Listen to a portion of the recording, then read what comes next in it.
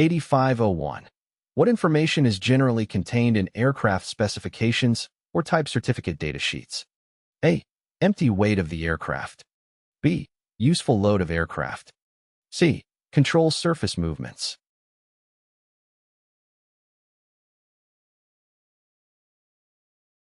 The correct answer is C. The amount of control surface movement affects both the aircraft's flying characteristics and the structural loads that may be applied to it. The type certificate data sheets of an airplane contain this information since it is so important. 8502.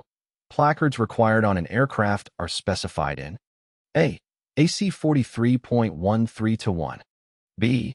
The Federal Aviation Regulations under which the aircraft was type certificated, C. Aircraft specifications or type certificate data sheets.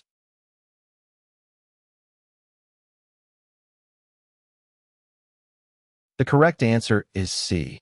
Aircraft specifications or type certificate data sheets documents outline the specific requirements for placards on an aircraft, including their placement and content. 8503.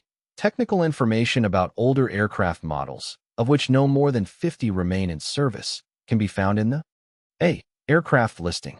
B. Summary of deleted and discontinued aircraft specifications. C. Index of antique aircraft.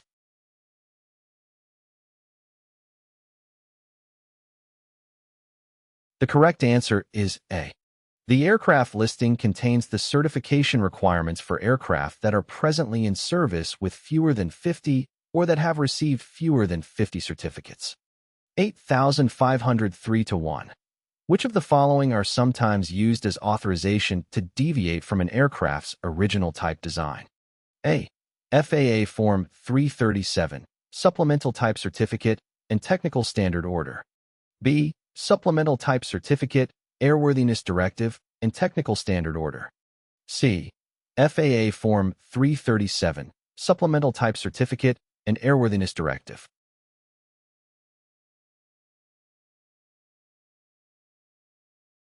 The correct answer is C. The FAA employs the FAA Form 337 to approve significant changes that can depart from the aircraft's original design. Unique typefaces. An STC is a permission for a significant modification in the type design that is not significant enough to call for a new type certificate application. A certain article type is covered by each RSO. A TSO authorization is a permit to produce an item in accordance with a TSO standard. A TSO authorization can be used as both a design and production clearance, however it cannot be utilized to depart from an aircraft's original type design.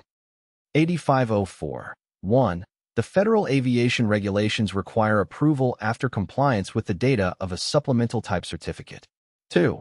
An installation of an item manufactured in accordance with the Technical Standard Order System requires no further approval for installation in a particular aircraft. Regarding the above statements, A. Only 2 is true. B. Neither 1 nor 2 is true. C. Only 1 is true.